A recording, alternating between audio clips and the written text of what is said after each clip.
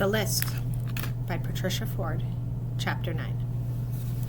Non-list. Hope. Expecting to get something intensely wished for. As Letta was leaving Central Kitchen the following morning, Carver, the gaver, suddenly appeared beside her. Despite herself, her heart quickened. What did he want? Had he found out something? Yes, she said, doing her best to pretend it was normal for a gaver to approach her, though her pulse was pounding in her neck. Words, he said, pushing past her and walking toward the open door. Words? Letta echoed. Words for gavers, apprentices. She almost laughed aloud. How many boxes? She asked. 10, Carver replied, throwing the word over his shoulder, but not bothering to look at her. Letta nodded. You collect? You bring. Without another word, he was gone. She'd never done words for the gavers before. That had always been Benjamin's job. It wouldn't do if these particular words fell into the wrong hands. Like in every trade, they had their codes and mysterious means of communication.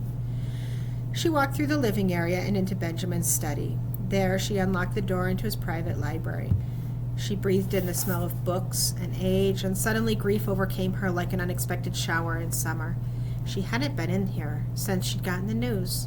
She sank to her knees, overcome with emotion. Where was he? A tear burned its way down her cheek, and she wiped it away impatiently.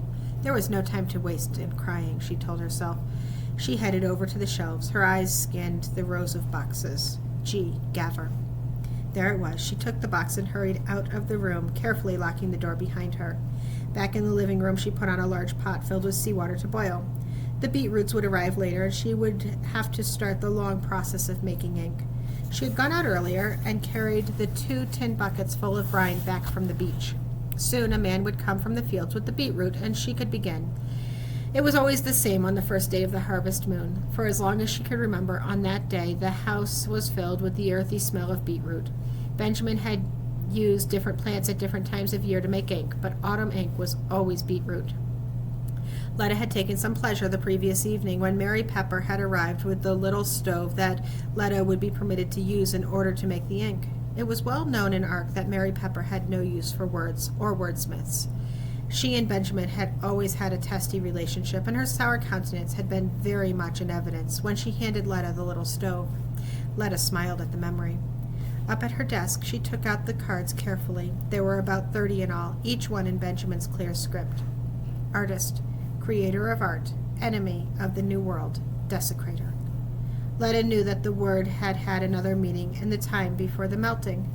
Benjamin had told her how artists had been revered when he was a boy, but that they had become arrogant and led people astray.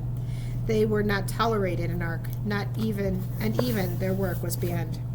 They had become a secret organization known as the Desecrators. She picked up another card. Report. Make known to the authorities. Letta dipped the pen in ink, drew out a fresh card, and started to write. She was so engrossed in what she was doing that she didn't hear the door open and someone walk in. Letta! Letta immediately jumped, sending ink splashing across the words she had just written. She looked up. Werber. Now what did he want? Yes, she said, not managing to keep the impatience out of her voice. How you? Werber smiled at her, revealing his large white teeth. Good, she said. Work. He nodded. Work later, he said.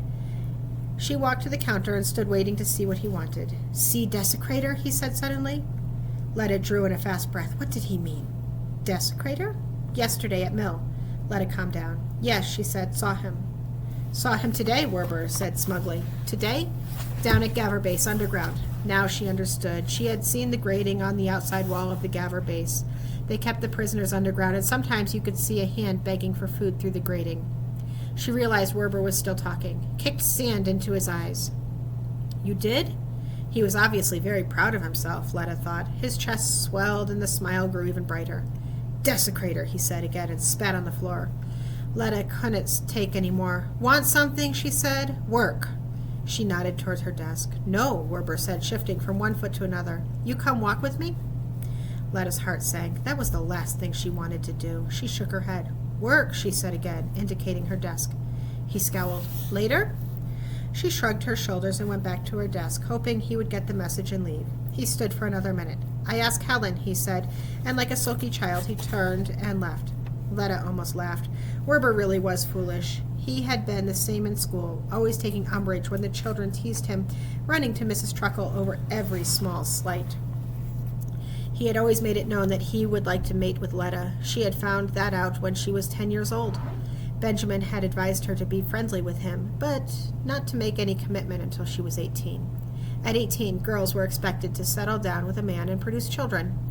No more than 2 children. It was a fine balance. No one needed to repopulate the planet, but resources were limited, thus the 2-child rule. Occasionally, people had a 3rd child. Those children were taken and given to families who had no children, or only a single child. A 4th child would have seen the parents banished.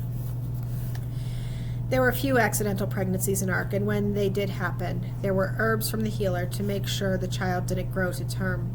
Werber was a 3rd child. He had been born to the Diamond family, whose mother was a tailor and whose father worked in the fields. The herbs hadn't worked, obviously. It happened. He had been taken from his mother and given to the Downs family. 3rd children were a rarity, and Benjamin always said that they became difficult, not really feeling part of the adopted family and living too near their family of birth.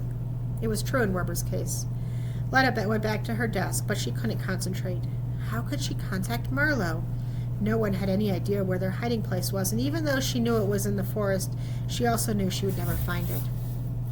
She sat lost in her own thoughts, and just as she was about to give up, she heard Werber's voice in her head. Saw him today. Of course, Werber had seen a desecrator. She could see the same man and talk to him. He could tell her how to contact Marlowe. She tried not to think too much about the detail of her plan. There was no guarantee the prisoner would still be there, or that he would talk to her. If he did talk to her, why would he trust her? She would finish the word boxes, 10 of them, and that would give her an excuse to go to the Gavers' base. At least she could try. If it meant she found out the truth about Benjamin, nothing else would matter. She went into the living room and tried to eat her lunch, a hunk of dry bread, a bowl of tomato soup made from the recent glut, and an apple all stared up at her, but she had no appetite. She picked up the apple and took a bite. The smell reminded her of every autumn in Ark. The wagons loaded with apples fresh from the orchard, the sweet smell of fruit permeating every breath of air. For weeks, the central kitchen would produce jugs of apple juice and mounds of stewed apples with every meal. It didn't bother Letta. She liked apples.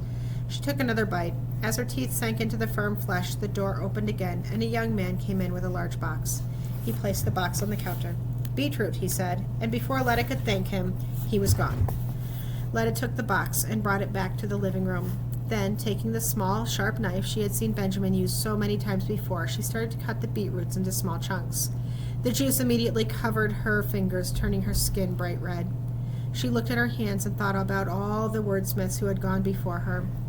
Not all of them had been required to make their own ink, but maybe some of them had. She continued to chop the tough beetroots, throwing them into the pot to be covered by the boiling water. Finally, all the roots were in the water. She reduced the temperature and left them to cook. Then she went to finish the Gavers' word boxes. By mid-afternoon, her hand ached, but the 10 boxes were finished, and the shop was filled with the heavy smell of beetroot. She walked over to the stove and turned off the heat. Then, carefully, she strained the crimson juices into a larger bowl. She picked up one of the bigger chunks and pushed it through the old wire strainer to thicken the liquid. She stirred it, watching the blood-red soup swirl and wave. She knew there was no more to do but let it to cool. Outside, the bell chimed 4 o'clock. It was time to go.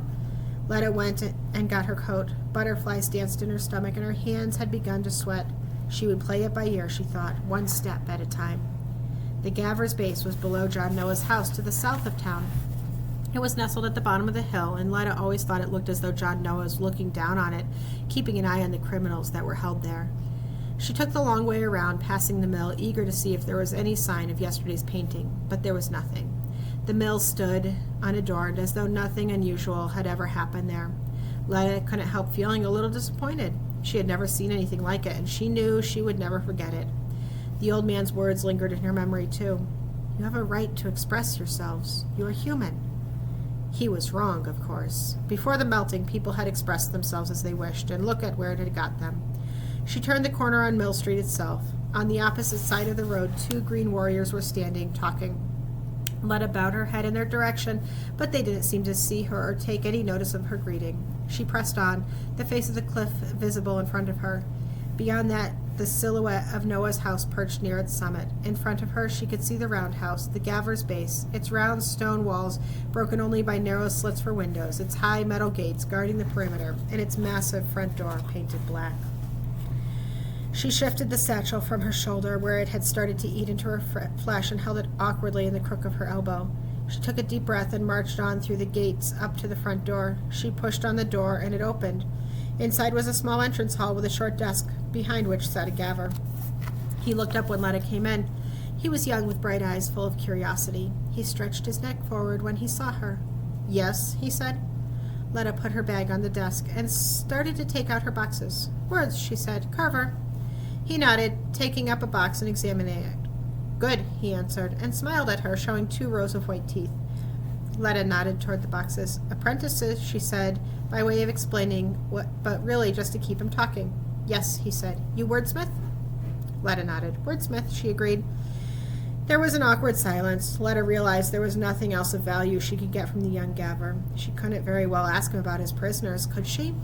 Letta smiled at him. "Many prisoners?" She angled her head to one side, hoping she looked alluring. It seemed to work. He smiled again. "Yes," he said, "many." "Good," Letta said. "Desecrators?" He nodded. "Some." "Saw one," Letta said, feigning excitement. "At Mill." The gaver nodded, barely concealing his pride. "Hugo." "Still here?" Letta asked. The young man glanced nervously behind him. "Yes," he said, "in prison." "Any others?" "Why you ask?" The voice made Letta jump. Her heart started to pound. She turned around slowly. Carver stood there, watching her, his mouth curled in a sneer. I bring words," Letta stammered. "Go now." Carver spat the words at her. The young gaver put his head down and seemed afraid to look at her. Letta grabbed her bag and walked out, trying not to let the old man see her fear. She could feel his eyes burning into her. She passed him in the doorway, and then she heard it bang behind her, and she felt the cool air on her face. She sighed with relief. What should she do now? Hugo the desecrator was still here. She knew where the grating was. She had to try to talk to him. But what if Carver came back out? What possible reason could she have to talk to a prisoner? She hesitated. She had to try. They could move the prisoner or expel him at any time, and then she would have no way of finding Marlowe. She turned right, walking close to the building, around the corner to the gable. She had seen the grating before. She looked down. No hand stretched out in supplication. She went to the first grate and hunkered down beside it. "Hello?" The word sounded foolish, hanging there in the open air. It wasn't even a list word. She waited, glancing nervously behind her. Nothing. She tried again. "Hello?" Out on the street, through the railing, she saw a cart go by. She jumped up quickly, but the driver didn't even glance in her direction. She moved swiftly to the next grating. Again, she hunkered down. "Hello? Hugo?" She waited. This is pointless, she thought. There's no one there. She would try one more time and then go home. "Hugo," she said again. A hand appeared at the grating. Letta almost screamed. "Yes?" The voice sounded eager. "Are you Hugo?" Letta said, never taking her eyes off the gnarled old hand at the grate. "Yes," the old man said. "I am Hugo. Who are you?" Letta looked around nervously. He wasn't speaking list, so she answered him in the same way. "I am Letta," she said, "the wordsmith." "Letta," he said with a deep sigh. "What a lovely name." He sounded so calm, so confident, as though he were chatting to someone in Central Kitchen. Letta took a deep breath. "I need to get a message to Marlowe," she blurted out. Letta squinted through the grating and could see the shape of the old man. He was shackled to the wall just beneath the grating. The first band of steel was wrapped around his upper arm and the second nearer his wrist. The manacles made sure he couldn't sit or lie down, couldn't move away from the open grating. "Ah," said the old man, "I see." Suddenly the air was filled with the screams of another prisoner from inside the jail. "What's happening?" Letta said, afraid of the answer. "Torture," the old man said grimly. "They are torturing someone." Letta shuddered. Why? She could barely say the word as the screams grew more intense. She tried not to imagine what was happening back there in the darkness. The old man's voice broke into her thoughts. "Why do you want Marlowe?" "I helped him," she managed to say. "Now I need him to help me," she said. "I know who you are now," the old man said. "I heard about you." "Will you help me?" Letta persisted. "Leave a message under the stone behind the goddess." The old man had to raise his voice to be heard now. "Before dawn tomorrow." Letta nodded. Can I do something to help you?" she said. The man laughed. "I think I am beyond help," he said. Letta rummaged in her bag and found a small bottle of water. She put it into his hand. "Take that," she said. The old hand grasped the bottle and coaxed it through the bars of the vent. "Thank you," he said. "Good luck," Letta managed to say, hauling herself to her feet. Just as she did, the young gaver appeared at the corner and walked toward her. Letta's heart sank. What was she to say?